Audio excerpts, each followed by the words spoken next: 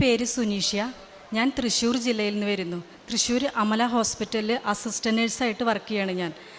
ഞാൻ ഉടമ്പടി എടുത്തിരിക്കുന്നത് 2023 ഞാനൊരു ഹൈന്ദവ കുടുംബത്തിൽ നിന്ന് വന്നതാണ്. എനിക്ക് മാതാവിനായിട്ട് ആദ്യമേ ഞാൻ ഒരു ഹിന്ദു ആണെങ്കിലും മാതാവിന് ഭയങ്കര വിശ്വാസമായിരുന്നു. പക്ഷേ ഉടമ്പടിയെക്കുറിച്ചോ കൃപാസനത്തിനെ കുറിച്ചോ ഒന്നും എനിക്ക് അറിയണ്ടായിരുന്നില്ല. അങ്ങനെ എൻ്റെ അനിയത്തി യൂട്യൂബിൽ കണ്ടിട്ട് പറയുകയാണ്, കൃപാസനം എന്ന് പറയണം, അവിടെ പോയി ചേച്ചി അങ്ങനെ പ്രാർത്ഥിക്കാൻ പറഞ്ഞു ആദ്യം. അപ്പോൾ ഞാൻ പറഞ്ഞു, മാതാവ് എല്ലായിടത്തും ഉണ്ടല്ലോ, പിന്നെ ഇതിന് കൃപാസനം ആലപ്പുഴ വരെ പോകണേന്ന് ചോദിച്ചു.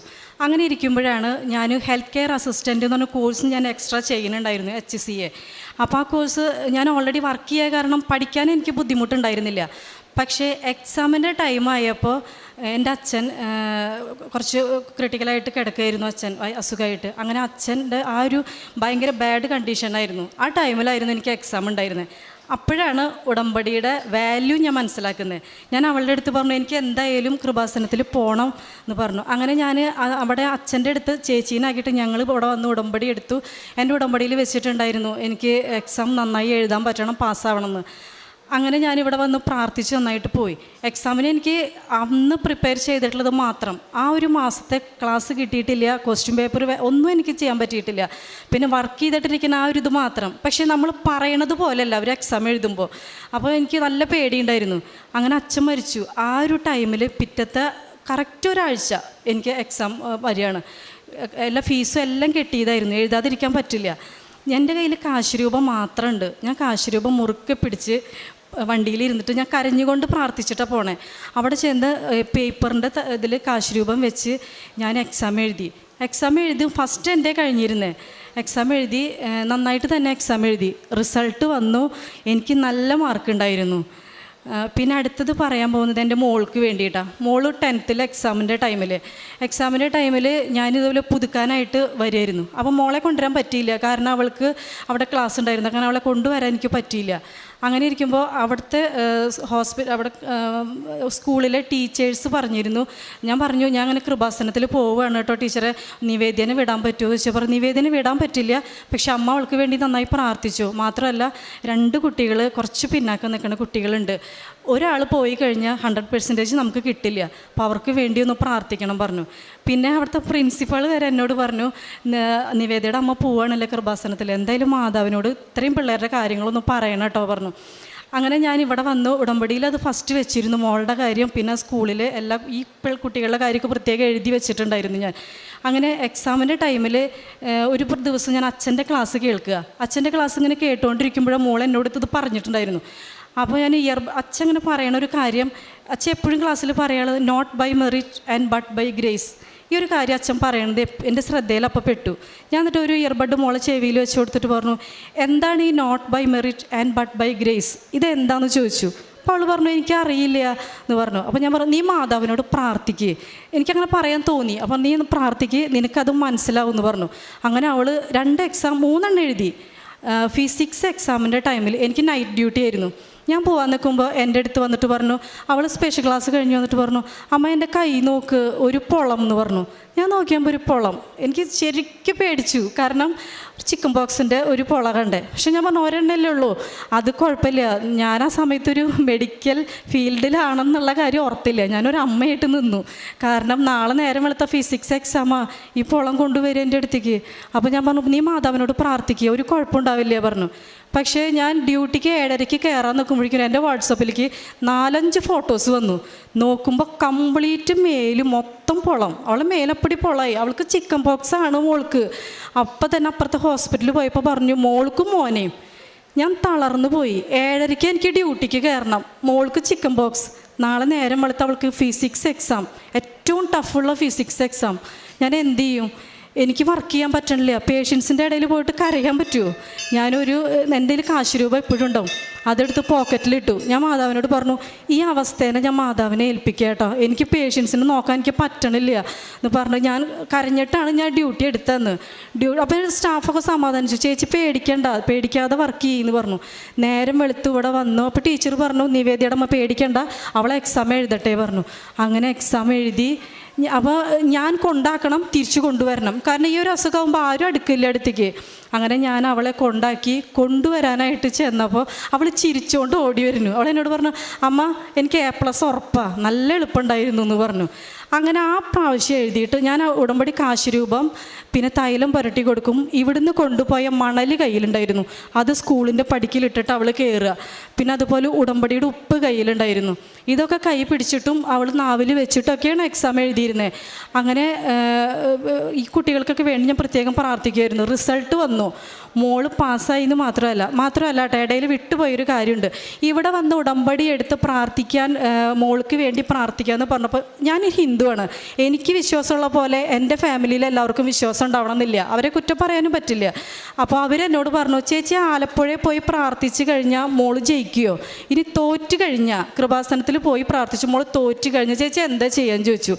അങ്ങനെ ഇരിക്കുമ്പോഴാണ് എനിക്കിങ്ങനൊരു വെല്ലുവിളി നേരിടേണ്ടി വന്നത്. മോൾക്ക് ചിക്കൻ പോക്സായി, മാറിയിരുന്ന് അവളെ എക്സാം എഴുതുക. ഞാൻ ശരിക്കും തളർന്നു പോയൊരു അവസരമായിരുന്നു. പക്ഷേ ഞാൻ മാതാവിന് വിട്ടുകൊടുത്തു. എനിക്ക് ഉറപ്പുണ്ടായിരുന്നു മാതാവിൻ്റെ അടുത്ത് പ്രാർത്ഥിച്ച് എൻ്റെ എക്സാമിൻ്റെ കാര്യം എനിക്കറിയാം, അത് കാരണം എനിക്ക് ഉറപ്പുണ്ടായിരുന്നു. അങ്ങനെ കാശുരൂപമൊക്കെ കൈപിടിച്ച് പ്രാർത്ഥനയൊക്കെ കഴിഞ്ഞ് അവളുടെ എക്സാമിൻ്റെ റിസൾട്ട് വന്നു. മോൾ ജയിച്ചു എന്ന് മാത്രമല്ല, നല്ല മാർക്കുണ്ടായിരുന്നു മോൾക്ക്. മാത്രമല്ല അന്ന് തോറ്റു പോകുന്ന പേടിച്ച് ആ 2 കുട്ടികളും ജയിച്ചു. തയ്യൂർ സ്കൂളിന് 100% വിജയം ഉണ്ടായിരുന്നു. ടീച്ചേഴ്സൊക്കെ എന്നെ വിളിച്ചപ്പോൾ ഭയങ്കര സന്തോഷത്തിലാണ് പറഞ്ഞു, ഒരാൾ പോയി കഴിഞ്ഞാൽ നമ്മുടെ 100% പോയി കേട്ടോ പറഞ്ഞു. അങ്ങനെ മാർക്ക് ഉണ്ടായിരുന്നു. മൂന്നാമത് എനിക്ക് പറയാനുള്ളത്, ഹസ്ബൻഡ് ചെറിയൊരു പിണക്കം പോലെ നിൽക്കുകയായിരുന്നു. ഒരു 1-2 ആഴ്ച വീട്ടിൽ നിന്ന് മാറി നിന്ന അറിയാം അവസ്ഥ. അത് 3 മാസത്തോളമായി. വീട്ടിലേക്ക് വരികയായാലും ആദ്യം ഒന്ന് വരും, ഒന്ന് പോവും, പിന്നെ കുട്ടികളോട് മാത്രമായി, പിന്നെ അതും ഇല്ലാണ്ടായി. അങ്ങനെ എല്ലാവരും എന്നോട് ചോദിക്കുക, ഡിവോഴ്സിൻ്റെ ആയോ, അല്ലെങ്കിൽ അങ്ങനെ ഉണ്ടോ, വരില്ലേ, ഇങ്ങനെയൊക്കെ ചോദ്യമായി. എനിക്കൊരു നാണക്കേട് പോലെയും സങ്കടമൊക്കെ ഉണ്ടായിരുന്നു. എൻ്റെ നിയോഗത്തിൽ അതുണ്ടായിരുന്നു കേട്ടോ. ഏട്ടന് വേണ്ടിയിട്ട് ഞാൻ എഴുതിയിട്ട്, അതെന്തായാലും നമ്മൾ എഴുതുമല്ലോ, അങ്ങനെ ഏട്ടന് വേണ്ടി പ്രത്യേകം പ്രാർത്ഥിച്ചു, എഴുതി. ഞാനിവിടെ വന്ന് ഏട്ടൻ്റെ പിണക്കൊക്കെ മാറി തിരിച്ചു വന്നു. ഇപ്പം ഞങ്ങളുടെ കൂടെയുണ്ട്. പിന്നെ എനിക്ക് പറയാനുള്ളത്, എനിക്ക് ഒരു പ്രാവശ്യം എനിക്ക് ഡ്യൂട്ടി എടുക്കുമ്പോൾ ലേബർ റൂമിലായിരുന്നു ഡ്യൂട്ടി. അന്ന് ഇതുപോലെ വെറുതെ കണ്ണാടി നോക്കിയപ്പോൾ അങ്ങനെ എന്തോ ഒരു പ്രത്യേകത, കഴുത്തിൽ എൻ്റെ ഇവിടെ ഒരു ചെറിയൊരു മുഴ പോലെ തോന്നി. അപ്പോൾ ഞാനിങ്ങനെ പിടിച്ച് നോക്കിയപ്പോൾ ഒരു മുഴ. അപ്പോൾ ഞാൻ സ്റ്റാഫുമാരോട് പറഞ്ഞു, ഇത് എന്തൊരു മുഴ പോലെ പറഞ്ഞപ്പോൾ, ഇല്ല അത് തോന്നലാന്ന് പറഞ്ഞു. അപ്പോഴും ഒരു 3 ദിവസം കഴിയുമ്പോഴേക്കും, നൈറ്റ് കഴിയുമ്പോഴേക്കും മുഴ കുറച്ച് വലുതായി. അങ്ങനെ ഡോക്ടറെ അടുത്ത് കാണിച്ചപ്പോൾ പറഞ്ഞു, തൈറോയ്ഡ് ചെക്ക് ചെയ്തപ്പോൾ TSH നോക്കിയപ്പോൾ നല്ലോണം ഉണ്ടായിരുന്നു, തൈറോയ്ഡ് നല്ലോണം ഉണ്ട്, ഒപ്പം തന്നെ ഈ മുഴ വലുതായി വരികയായിരുന്നു, നല്ലൊരു മുഴയുണ്ടായിരുന്നു. അപ്പോൾ എൻ്റെ അടുത്ത് ടാബ്ലറ്റ് എടുക്കാൻ തന്നെ പറഞ്ഞു. ഞാൻ ഓങ്കോളജി വിഭാഗമാണ്, ക്യാൻസർ വിഭാഗമാണ്, അറിയാലോ നമ്മുടെ ചിന്ത എങ്ങടെ പോവാന്ന്, ഈ മുഴ ഇങ്ങനെ നിൽക്കുന്നുണ്ട്. ഞാൻ വന്ന് പ്രാർത്ഥിച്ചു, ഉടമ്പടിയിൽ അത് എഴുതിയിട്ടുണ്ടായിരുന്നു. മാത്രമല്ല ഞാൻ മാതാവിൻ്റെ അടുത്ത് ഈ തൈലം തൊട്ട് പരട്ടിയിട്ട് ഞാൻ അങ്ങനെ പ്രാർത്ഥിക്കും. ഞാൻ കരയാൻ തുടങ്ങി, എനിക്ക് പേടിയായിട്ട്, ഈ മുഴയൊന്നും എടുത്ത് കളയണേ, എൻ്റെ ലൈഫ് എവിടെ എത്തിയിട്ടില്ല, എനിക്ക് വയ്യാണ്ടായി ആരുള്ള കുട്ടികളെ നോക്കാമെന്ന് പറഞ്ഞിട്ട് ഞാൻ പ്രാർത്ഥിക്കുമായിരുന്നു. അങ്ങനെ കഴിഞ്ഞ മാസം ചെക്കപ്പിൽ തൈറോയ്ഡ് നല്ലോണം കുറഞ്ഞു എന്ന് മാത്രമല്ല, ഡോക്ടർ പിടിച്ചു നോക്കിയിട്ട് പറഞ്ഞു, മുഴയൊന്നും ഇല്ല കേട്ടോ, മുഴയൊക്കെ പോയി, ഇനി അൾട്രാസൗണ്ടിൻ്റെ ഒന്നും ആവശ്യമില്ല എന്ന് എൻ്റെ അടുത്ത് പറഞ്ഞു. എൻ്റെ ലൈഫിൽ ചെറുതും വലുതുമായ ഒരുപാട് കാര്യങ്ങൾ ഉടമ്പടി എടുത്തതിന് ശേഷം എനിക്കുണ്ടായിട്ടുണ്ട്. ഞാനൊന്നുമല്ല എന്ന് തോന്നിയൊരു സമയങ്ങൾ ഉണ്ടായിട്ടുണ്ട്. അതായത് എൻ്റെ വീട്ടിൽ കലാപരമായിട്ട് എല്ലാവരും മുൻപന്തിയിൽ നിൽക്കണവരാണ്, ഞാൻ മാത്രം അതിലൊന്നുമില്ലാതെ ഒതുങ്ങി കൂടി നിൽക്കണ ഒരാളായിരുന്നു. അപ്പോൾ കുറച്ച് കളിയാക്കൽ ഓൾറെഡി ഉണ്ടാവും, അത് എൻ്റെ ഉള്ളിൽ ഒരു സങ്കടമായിട്ട് കിടക്കുന്നുണ്ടായിരുന്നു. മാത്രമല്ല മൈക്ക് പിടിച്ചിട്ടോ അല്ലെങ്കിൽ ഒരു ക്യാമറയിൽ നോക്കിയോ സംസാരിക്കാനൊക്കെ പേടിയുള്ള ഒരാളുമായിരുന്നു ഞാൻ. പക്ഷേ ഉടമ്പടി എടുത്തതിന് ശേഷം കോൺഫിഡൻറ്റോട് കൂടെ എനിക്ക് ഒരാളോട് സംസാരിക്കാനും, ഞാൻ കുഞ്ഞു വീഡിയോസൊക്കെ റീൽ പോലൊക്കെ ചെയ്ത് ഞാൻ ഇടാൻ തുടങ്ങി. പുറത്തേക്ക് ഇറങ്ങുമ്പോൾ കുറച്ച് പേരെങ്കിലും എന്നെ കാണുമ്പോൾ ഇന്ന ആളല്ലേ എന്ന് ചോദിക്കാൻ തുടങ്ങി. ഒന്നും അല്ലാതിരുന്നൊരു സമയത്ത് നിന്ന് എന്നെ കൈപ്പിടിച്ച് ശരിക്കും ഉയർത്തി കൊണ്ടുവന്നത് കൃപാസന മാതാവിൻ്റെ ഒരു ശക്തി കൊണ്ട് തന്നെയാണ്. ഞാൻ പിന്നെ കാരുണ്യപ്രവർത്തി ഞാൻ ചെയ്യണത് എന്താണെന്ന് വെച്ചാൽ, അവിടെ ഒരു പോപ്പ് ജോൺ ഹോം എന്ന് പറഞ്ഞൊരു മഠമുണ്ട്, ബെഡ് റിഡനായിട്ടുള്ള കുറച്ച് പേഷ്യൻസ് ഉള്ള സ്ഥലമാണ് അവിടെ. ഞാൻ സാധാരണ എല്ലാ ദിവസങ്ങളും 4 മണി 4:30 എഴുന്നേക്കണത് കൊണ്ടും സൺഡേ ഞാൻ എഴുന്നേൽക്കുക 9 മണിക്കാണ്. പക്ഷേ ഞാൻ ആ ദിവസം നേരത്തെ എഴുന്നേറ്റ് വീട്ടിലെ പണികളൊക്കെ തീർത്ത് എല്ലാ സൺഡേയും ഞാൻ അവിടെ പോവും. അവർക്ക് ചോറ് വാരി കൊടുക്കുക, അവരെ കെയർ കൊടുക്കാൻ എല്ലാത്തിനും ഞാൻ നിൽക്കും. പിന്നെ ഫ്ലോർ ക്ലീനിങ് വരെ കഴിഞ്ഞിട്ടാണ് ഞാൻ പോരുക. പിന്നെ അവിടുത്തെ എല്ലാവർക്കും ഭയങ്കര ഇതായി. അങ്ങനെ എല്ലാ ആഴ്ചയിലും ഞാൻ ചെയ്യും. പിന്നെ പത്രത്തിൻ്റെ വാല്യൂ എനിക്ക് നിങ്ങളോട് പറയാനുള്ളത്, എനിക്ക് ഉടമ്പടി പത്രം കൊടുക്കാൻ മടിയുള്ള ഒരാളായിരുന്നു. ഫസ്റ്റ് ടൈം പത്രം കൊടുത്തത് എനിക്ക് ഓർമ്മയുണ്ട്. പത്രം കൊടുക്കും, ഞാൻ അങ്ങോട്ടും ഇങ്ങോട്ടും നോക്കും, നാണായിട്ട് പോരും, അങ്ങനെയൊക്കെ ആയിരുന്നു. ഓൾറെഡി അങ്ങനെ ഒരു ഫീൽഡ് ആയത് കാരണം എനിക്കൊരു ചമ്മലുണ്ടായിരുന്നു. പക്ഷേ പത്രത്തിൻ്റെ വാല്യൂ മനസ്സിലാക്കിയത് എൻ്റെ ഇവാലുവേഷൻ്റെ ടൈമിലായിരുന്നു. ഞങ്ങൾ ഇവാലുവേഷന് ഞങ്ങൾക്ക് കോൺട്രാക്ട് ബേസിലുള്ളവരാണ്. അപ്പോൾ ഇവാലുവേഷനിൽ മാർക്ക് അനുസരിച്ചിരിക്കും. അച്ഛൻ്റെ അടുത്തേക്ക് വിളിപ്പിക്കുക, മാർക്ക് കുറവാണെങ്കിൽ ഷൗട്ടിങ്ങും ഉണ്ടാവും. അപ്പോൾ ചീത്തയൊക്കെ ചെറുതായിട്ട് ഇങ്ങനെ പറയും, ഇന്നിങ്ങനെയൊക്കെ മാർക്ക് ഉണ്ട് അങ്ങനെ പറയും. പക്ഷേ എനിക്ക് ഇപ്രാവശ്യം ഇവാലുവേഷൻ കഴിഞ്ഞാൽ നല്ല മാർക്ക് ഉണ്ടായിരുന്നു. ഞാൻ കാശ് രൂപം കൈപിടിച്ച്, എനിക്ക് എപ്പോഴും കാശ് രൂപം കൈപിടിക്കാൻ പേടിയാണ്. കാരണം പേടിയെന്ന് വെച്ചാൽ വീണ് പോവുക, ഞാൻ ഒരുപാട് സ്ഥലത്ത് നടക്കണതല്ലേ. അപ്പോൾ എൻ്റെ പോക്കറ്റിൽ പത്രം, ഞാൻ മാതാവിനോട് സാങ്ഷൻ വാങ്ങിയ പോലെ ഞാനൊരു പത്രം എൻ്റെ കയ്യിൽ വെക്കുന്നുണ്ട് കേട്ടോ എന്ന് പറഞ്ഞിട്ടാണ് ഞാൻ പോവുക. അങ്ങനെ അവിടെ ചെന്നു. എൻ്റെ ഇവാലുവേഷനിൽ എനിക്ക് നല്ല മാർക്കും ഉണ്ടായിരുന്നു. കോൺഫിഡൻ്റ് ആയിട്ട് നല്ലൊരു സ്റ്റാഫായിട്ട് ഒരു ട്രെയിനായിട്ട് കയറിയ വാർഡിൽ 2 വർഷത്തോളമായി. ഇപ്പോൾ അവിടെ തന്നെ, അവിടുത്തെ സിസ്റ്റർ എന്നെ മാറ്റിയിട്ടില്ല, മാറ്റരുതെന്ന് പറഞ്ഞ് ട്രെയിനായിട്ട് കയറിയതാണ്. ഞാനിപ്പോൾ അവിടെ സ്ഥിരമായി. അത്രയും നല്ലൊരു സ്റ്റാഫായിട്ട് മാതാവ് എന്നെ ഉയർത്തി. പത്രം കൊടുക്കുമ്പോൾ എന്ന് പറഞ്ഞാൽ ഇപ്പോൾ എനിക്ക് ഓങ്കോളജി വിഭാഗത്തിൽ പത്രം എല്ലാ മാസവും ഞാൻ വരുത്തി. എനിക്ക് ഒരു ദിവസം ഒരു പത്രമെങ്കിലും ഒരാളുടെ അടുത്ത് കൊടുക്കണം.